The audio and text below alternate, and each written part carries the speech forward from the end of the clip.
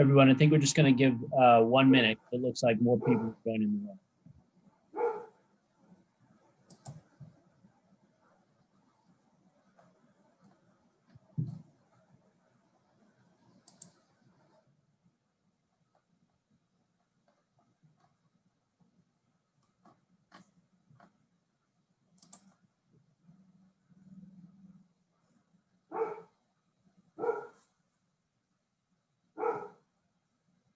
Is that your dog, Rilda?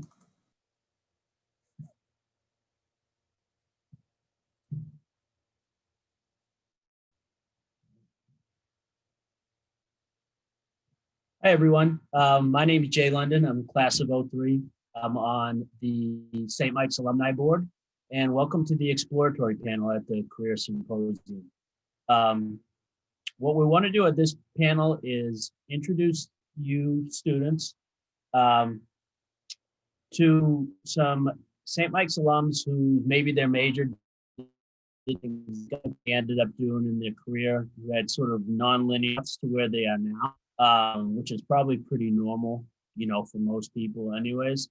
So I think that's it. I wanted to, if you're undecided on a major or you have a major, but you're not certain that that's going to be, there's so many different paths you can take. And, there's so many different ways to get there. So what we'll do is we'll go around, we'll introduce the panelists, and open it up to questions. This is the last panel of the night for the symposium, so we'll just stay here as long as there's questions to be answered. One thing I should also is one here, myself, I'm sorry, Heather is also on the call, class of 2012. She'll also be moderating this, but I want to point out that, all the alumni who are here right now is because they really honestly want to help you. They want to be a resource. They want to be able to support you. They love St. Mike's and they wouldn't be here, if they didn't. So I'd encourage you, if you want to seek out myself or Heather or any of the panelists here, don't hesitate. I'm going to put their LinkedIn bio, their LinkedIn URL, their SMC Connect URL in the chat. And I'd really encourage you to seek them out. I know it's not the easiest thing to do to kind of cold call and talk to someone when you never met them in person. But, I think I speak for everyone here when I say that you should do it. And no one's going to be mad at you if you do. People are really looking forward to it. And I think that probably goes for almost any St. Mike's alum out there. Before I introduce the panelists, I just want to also introduce Heather, who's also a board member and who's also be moderating this panel. Hey, Heather. Hi, everybody. So we'll just go through and then we'll let them talk, give a quick bio of themselves, and then we'll just go right into the questions.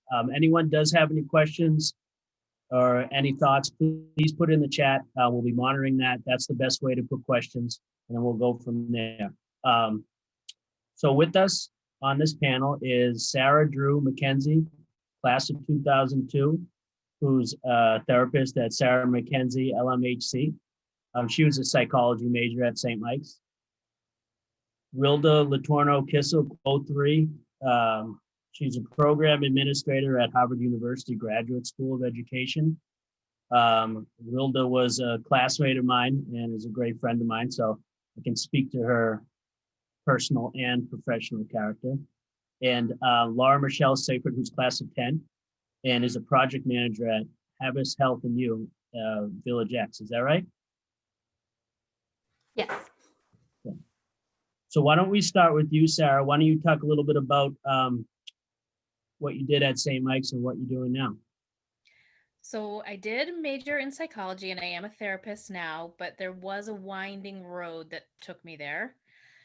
When I was a senior, I was sitting next to somebody who was going to work at a dude ranch after college. And I was like, that's so cool. Are they still hiring? She said no. But then the next week she's like, you should really call that dude ranch I was going to work at because I found an actual real job that I'm going to do. So I'm going to call and quit. And I'm going to tell them you're going to call and then you call and then they'll hire you. And I was like, okay. but that's what happened. So I worked there. I took a road trip. I moved to Boston. I wasn't sure what I wanted to do.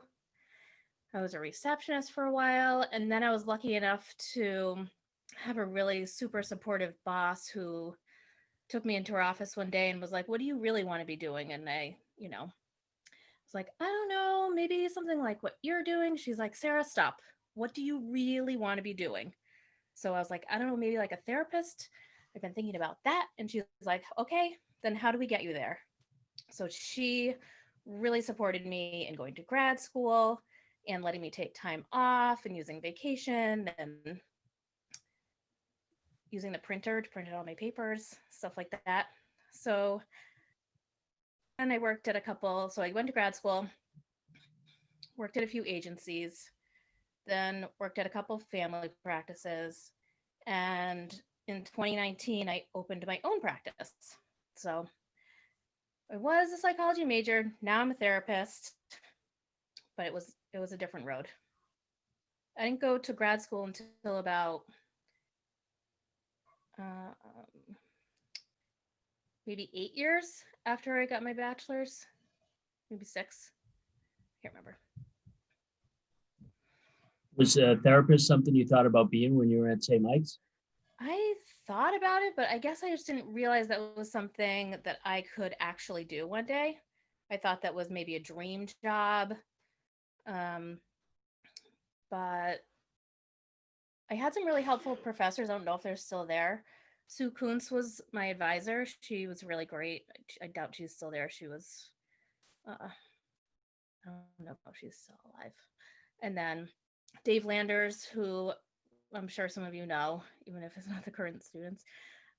Just some really supportive professors who were really encouraging and just told us, about the different options, what you can do with that degree, but you can't do a lot with a psych major unless you get your master's degree. So that's something to be aware of. Thanks, Sarah. All right. Rilda, who was an English major, right? That's right. Can you hear me okay, Jay? Yep. Okay, worried about the dog. Hi, my name is Rilda, and I was an English major and a gender studies minor. And I was exploratory till the last possible moment that you can be exploratory before you have to declare, because I really had no idea what I wanted to do. My advisor was Will Marquess, who was incredible and actually recently passed away. He was amazing to me. And I remember chatting with him and saying like, well, maybe I'll just be like an English professor because I thought that I could just like talk about books with college students. And he probably wanted to like slap me then because I didn't realize like how involved being a faculty member is and how much work that is and how it's really not that easy. So I was pretty involved at St. Mike's. I was an admissions tour guide and I was a wilderness tour. I did like the wilderness, I was a first responder wilderness guide person in the Wilderness Club. And I did LEAP with the Edmondites and the campus ministry. So I found out about the Edmondite Mission Corps through the Edmondites, which is like AmeriCorps or Jesuit Volunteer Corps. So I signed up to do a year of service after St. Mike's because I had no idea what to do and all of my other friends had plans and I didn't want to move home alone. So I actually worked at a Bishop Perry Middle School in New Orleans, Louisiana, which was run by the Edmondites. And I didn't really want to teach, but I worked in an administrative role where I served as a liaison between the students and their parents and the community and the school. And I worked alongside Father David Thoreau, who's an Edmondite, who I believe is back at St. Mike's. He might be retired or teaching. But he was incredible. And that was just a huge impact on my life. I learned a lot about social justice and systemic racism and the community I was working with. And I just realized how much more I had to learn. So I moved to Boston with the intent of getting a master's in social work. And because I thought that I could continue to do the work I was doing in New Orleans. And I sat down to fill out the application and it kind of hit me like a ton of bricks that I couldn't really afford to go to graduate school after not working for a year and having the debt from undergrad. So instead of applying to the School of Social Work at BU, as a student, I applied to the School of Social Work at BU for a job. And I really just did it because I needed health insurance and still did not have a plan. So my first real job that actually paid me out after St. Mike's was a front desk person at the School of Social Work at BU doing admissions work.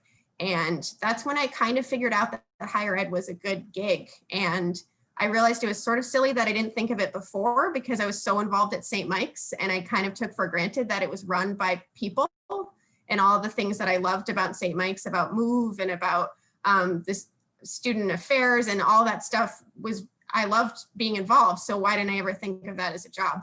So I used Boston University's tuition remission and I got a master's degree in higher education administration while I was working. So I did it part-time and BU paid for it, which is pretty awesome. And after I finished my degree, I transitioned to Harvard. So I work as a program administrator, which basically means I do a mix of academic advising and I also sort of community with my cohorts of students. So I host study breaks and I host discussions about diversity, equity, inclusion, and I host like meditation and all sorts of things to just make sure that they have a positive experience while they're in grad school. So I've been in a higher ed now for about 15 years, and it's something that I never really would have thought of as a job while I was at St. Mike's, but I'm glad that I discovered it as a career. Great, thank you, Rilda. And last, but certainly not least, Lara, who was, you're a theater major, correct? Yes, I actually started as both a theater and English major. And as time went on, I focused more and more on my theater major and kind of dropped the English major. And I came in thinking I wanted to be an actor. And then what's so great about St. Mike's theater program is you get to try so many different things, much like just liberal arts in general. And so you get to try lighting design and construction and project management. And I actually interned at the Playhouse 2 summers and started falling in love with the technical side of theater and learned I love welding and lighting design. And so I started thinking maybe that's the direction I'm going to go with my theater degree. And then I auditioned my senior year for the Actors Studio Drama School at Pace University. And after graduating, enrolled there for my master's degree in acting. But after a year, I realized, not unlike Rilda, that grad school is expensive. And with undergrad debt and now piling on grad school debt, I made the difficult decision to not complete my master's. So I did a year and then started auditioning, getting some gigs. But the fun part about getting gigs in New York is they don't always pay when you're new and non-union. So I started temping as a way to pay my bills while trying to make my acting career work. And while I was doing work, I also started getting temp jobs. My first marketing and advertising temp job was at Saatchi Wellness, which is a large pharmaceutical advertising agency. And that was really the first time where it just kind of clicked that, hey, my creative sensibilities and my creative background and creative training and my love of all things running efficiently and on time and organized, this could be a real path for me. And that was just kind of simmering at that point, but I kept auditioning and kept doing things.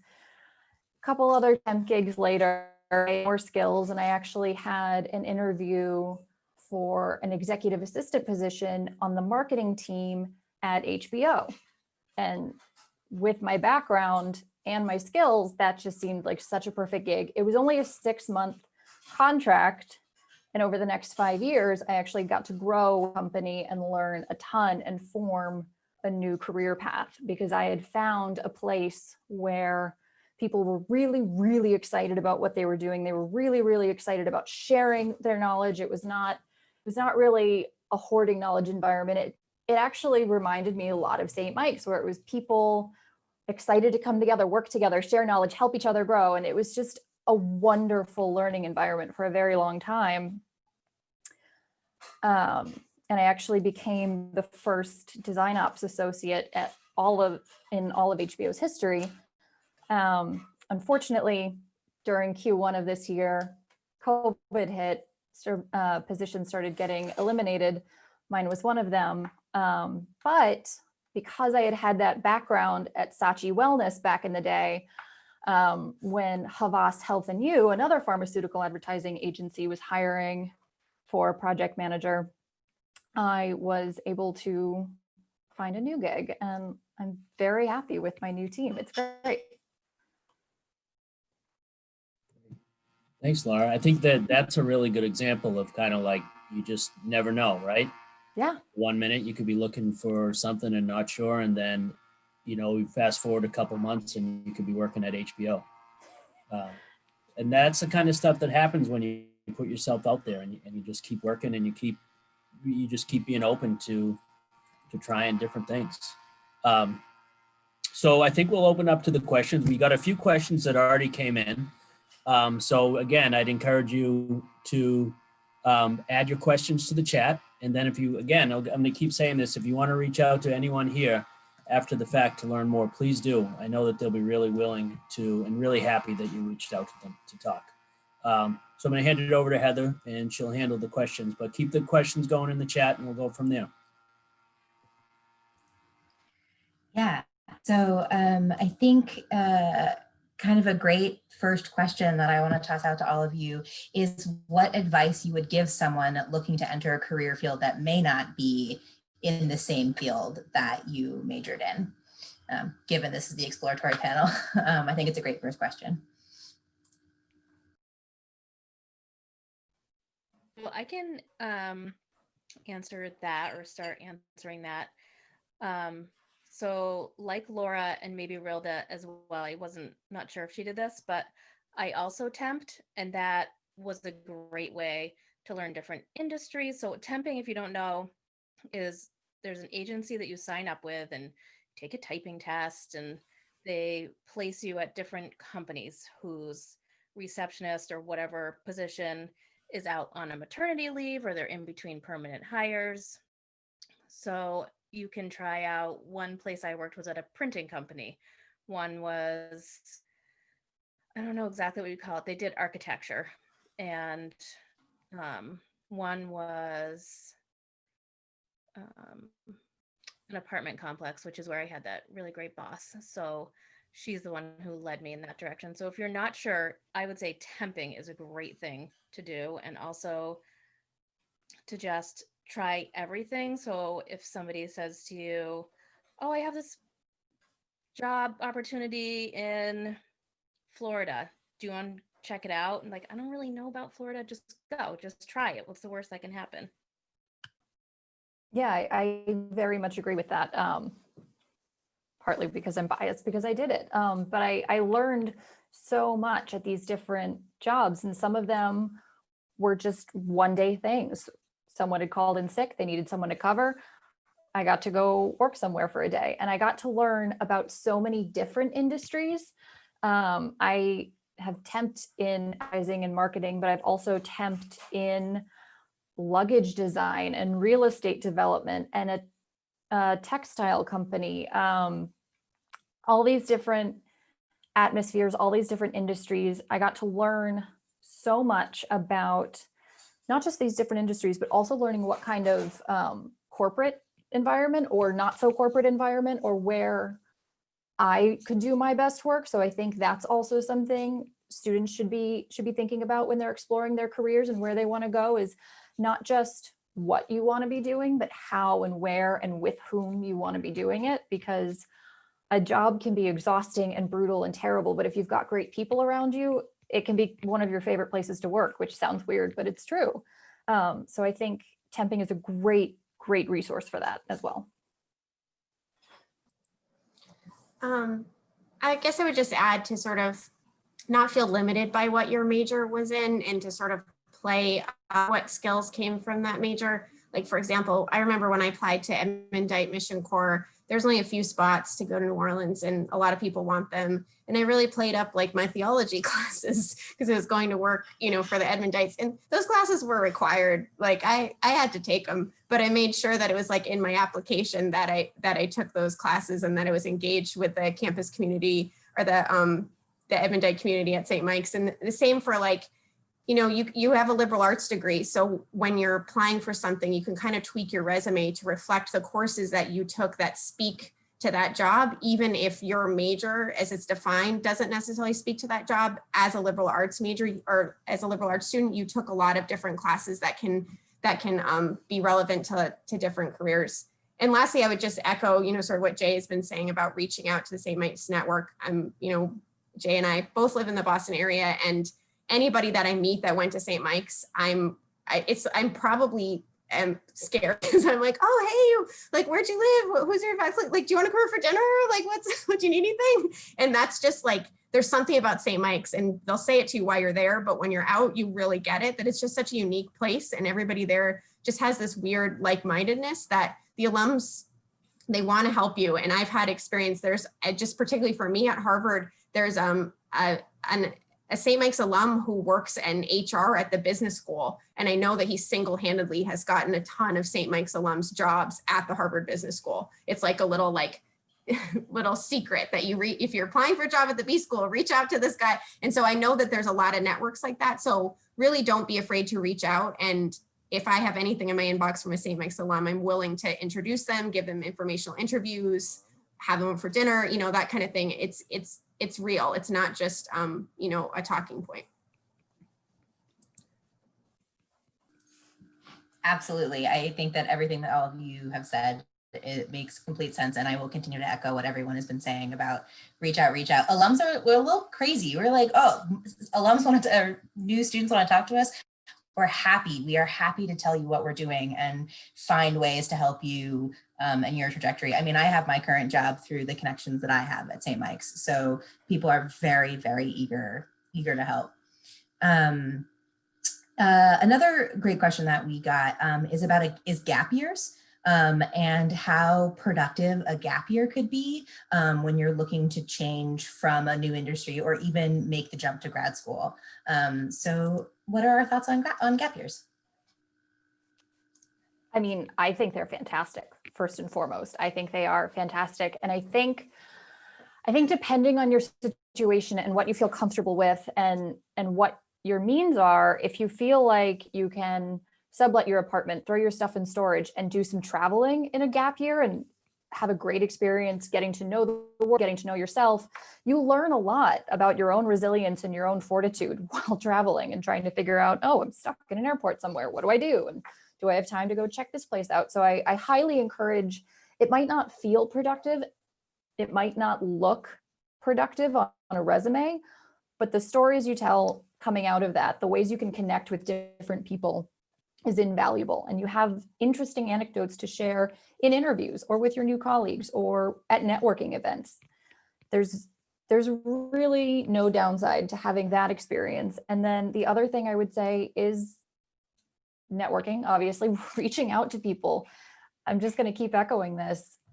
We love to talk to you guys. We love to talk about different career paths and sharing our interests and sharing our passions. So if you raise a hand, someone's going to answer. And so I think asking a lot of questions and exploring things. And there's also tons of different classes you can take online with different skill sets. If you think you're pivoting, you can pick up a skill set that you can at least put on your resume that, hey, I do know how to do at least an introductory of whatever this thing is. So I think gap years are great. And I think there's a lot of pressure on us all the time to be super, super productive. And that's not necessarily the only path to get you where you want to be in life. I think there's a balance for sure. I'm unique. I think my year of service was sort of a gap year for me. It wasn't something that I planned. It wasn't something my parents were super excited about. After I invested in a career or in school that I was going to take a year off and not get paid. But it was the best decision for me at the time.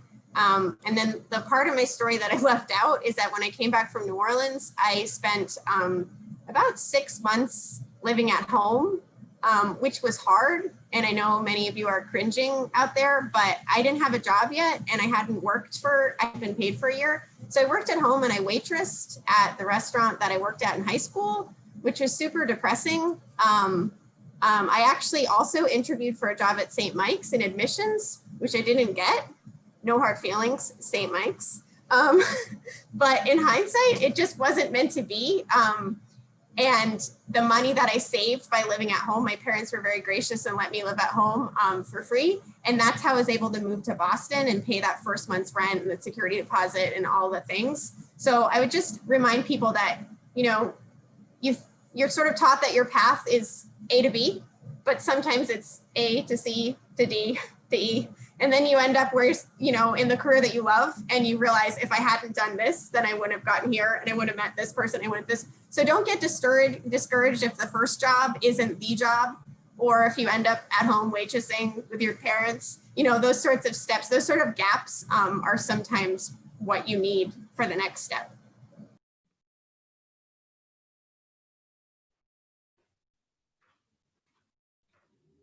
I would agree that taking gap years, a year, many years, is a good idea, because like Laura said, it's not just what's on your resume that's important, but it's getting to know different people doing different things in different cultures.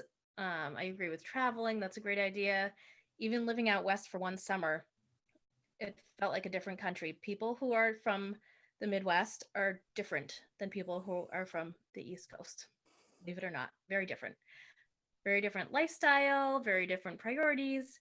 So now when I'm back here and I have clients who've moved this way, and they're like, why is everyone in Boston so mean and scary? And when they're talking about how out west or in the Midwest, people are so much nicer. I mean, that's just sort of a fun example, but you can just relate to people better. The more people you get to know from different places, the more people you can relate to, make connections with. And like Rilda was saying, you never know what's going to stick out on your resume. So if you went to this place or that place that's interesting, just put it on there. I got a job, not necessarily because I went to St. Mike's. This is ridiculous. I hope that people aren't still doing this, but the guy looked at my resume and he's like, oh, you went to Catholic schools all the way through. A good Catholic girl, you're hired. He wasn't kidding. That's why he hired me. So you just never know what's going to stick out on your resume. So the more different things you do, the more diverse and the more likely you'll be to just catch someone's eye.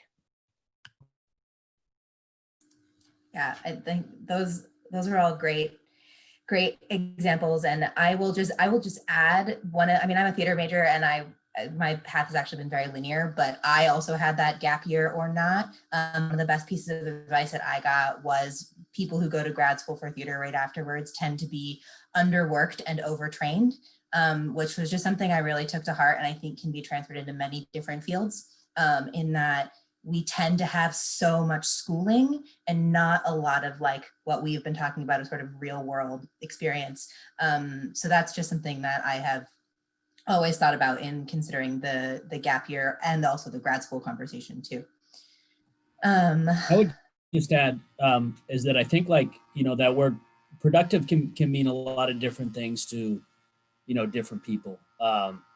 And sometimes, like, being productive, I mean, different people are able to do different things. And sometimes being productive could just mean, kind of like what Rilda said, is just trying to save as much money as possible so you can make that next. So if you're at point A, you can work at a restaurant, you can work at a bar or wherever, save as much money as you can so you can move to that city you want to go to. So you can move out of your parents' house. And that's okay too. I think we get so tied into, you know, the being productive, or it has to make complete sense at the time. But sometimes the best thing to do is just to save money, or just to step back and do something completely different. And that's completely okay too.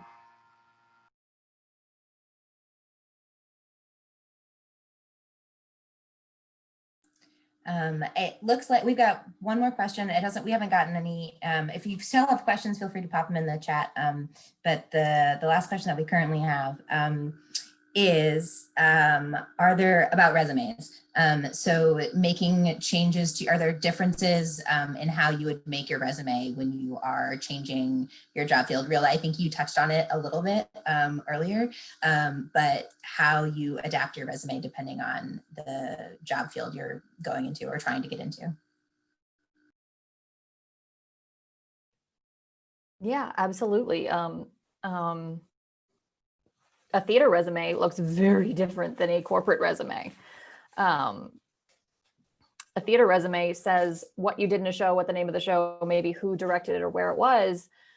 And at the top of the resume, there's usually your height, your hair color, your eye color, sometimes your weight, your age range, your vocal range, whatever.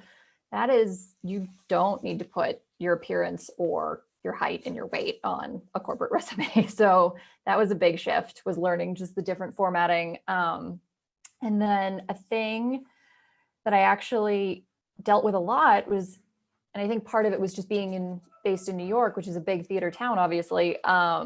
When people would see me applying for temp jobs with theater as my major, they'd say, oh, you're just here between auditions, you're just kind of going to flake out. Maybe you're not really in this. And it was at a time when I was really making that transition to, no, this is what I want to do. So I actually used, theater falls under the fine arts umbrella at St. Mike's. So I actually just changed what it says for my major to fine arts and left it there. And if people asked, I would tell them honestly what I studied. If people moved on from it, seeing my office experience, then it wasn't an issue anymore. And sometimes it's big changes like formatting. Sometimes it's little changes like tweaking and really figuring out what skills you have that job posting, really paying attention to what they're really saying about what they're looking for, finding ways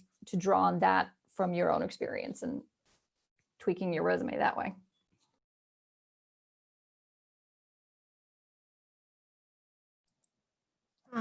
I would just add, I have this conversation with my students that I'm advising with, just as I was saying before, if there's a way that you can kind of highlight what you did in school that pertains particularly to the job that you're applying for, like a particular course or particular project that you worked on, to kind of highlight that under your St. Mike's experience. And the same that Laura said, my master's is in education with a focus on higher ed policy and administration.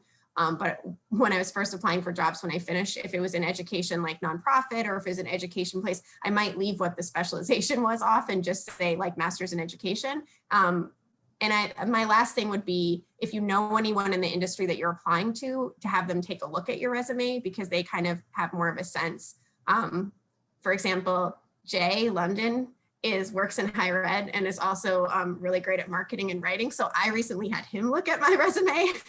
So if you have a colleague or friend in the field or a St. Mike's alum who's willing, they see the resumes of the folks that work in their industry all the time, or they know what looks good for the industry, so they can take a peek at it and make sure that you're using the right verbiage or the right phrasing and stuff. So that's really helpful. And I think Career Services, I think I took advantage of Career Services, the Office of Career Services at St. Mike's for that kind of stuff too.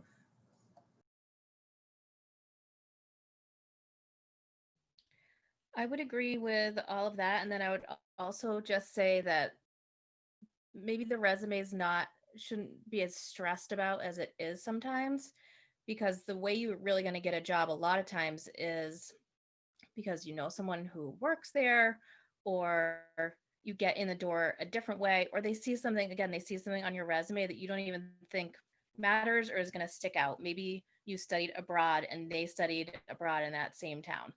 So it's important, but it's not life or death. There's so much more to getting a job than the resume. And I think people spend too much time worrying about that. So I would just say, just don't stress about it too much, is what I would say about it. Great. Thank you all. I have one question before we close out, unless there's any other questions in the chat. I want to ask all of you, what do you think is the most valuable thing you've taken away from St. Mike's that's helped you professionally? Because a liberal arts education, is different depending on the major. And like we talked about here, we took these non-linear paths to get where you wanted to go. Sometimes it's the small things, or it's not necessarily the major that's the most important part of it, but it could be something else. Put you guys on the spot for that.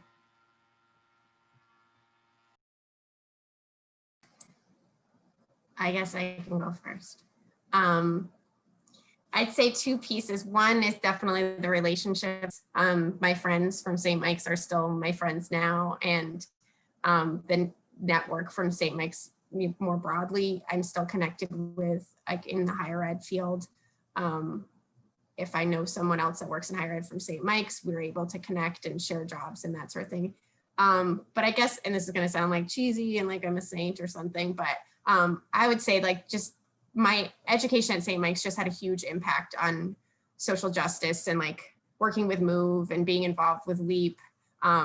I was hell-bent on finding a job that I could feel good about doing and try to make money. And it had a huge impact on the choices that I made, and the choice that I made to do a year of service. And then I went into higher ed and I work at an Ivy League school, but I made really conscious decision to work at the School of Education just because access to education is really important to me. And while I'm working with a lot of students of privilege, I feel like they're going on to make an impact in the field of education. And I just feel like I made a lot of choices to sort of weigh some of the things I learned about St. Mike's about just being good and trying to have a career. And I think that it's just made my life richer, and it's made me feel good about the work that I do.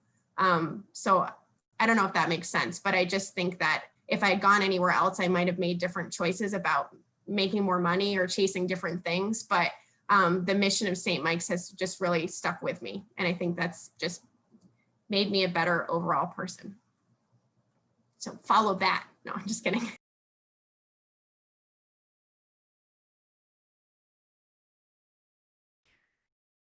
I think I was going to say something somewhat similar. The first word that came to my head was connections. And I thought, did any of my friends, colleagues, teachers, professors, lunch ladies get me a job?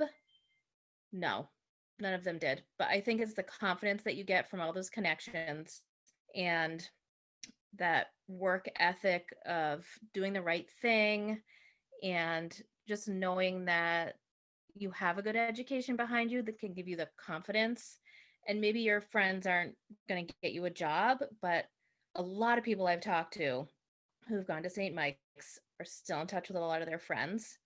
And those connections in the good times or the bad times, those are priceless because there's more to life than just your job. And I lived with a bunch of my St. Mike's friends after college, a couple years later, and then went to a bunch of weddings. It's just a great community that these people are going to be with you, even if it just ends up being on Facebook 20 years from now. But it's the community that I think was the biggest takeaway for me. Those are not easy to follow. I think one of the really great things that's helped me is there was so much freedom in exploring varied interests in a liberal arts degree.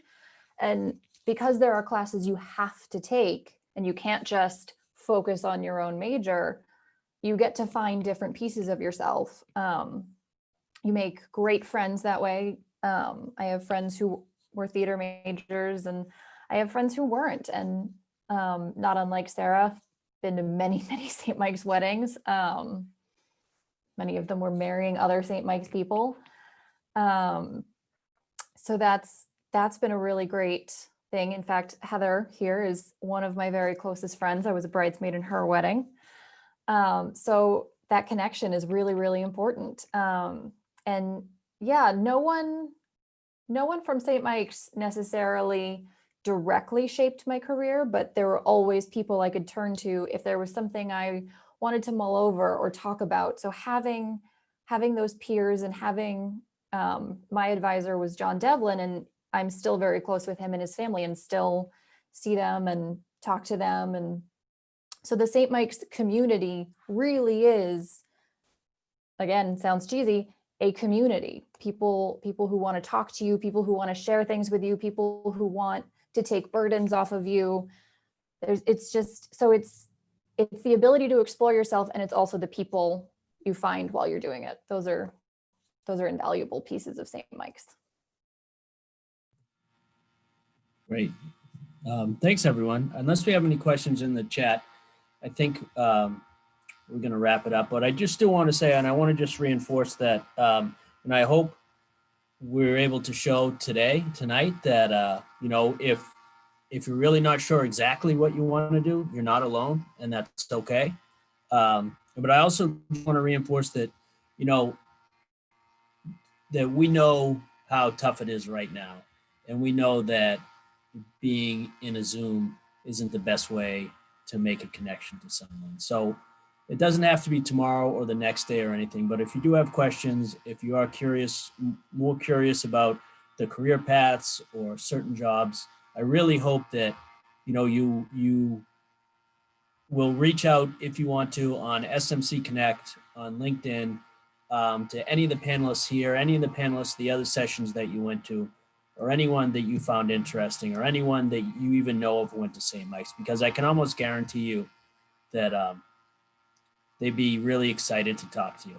And I know that from experience, from being on the other side of it, and also know like how awkward it is to connect with someone that you never met before or anything like that, especially when they're like old, like all of us are. That makes it even worse.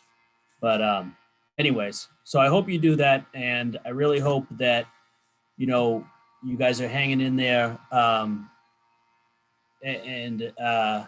just know how tough it is. And I can't imagine being at St. Mike's, being a college student during a time like this. So I hope you know that we're there for you at any time, and we're thinking of you and we want to help.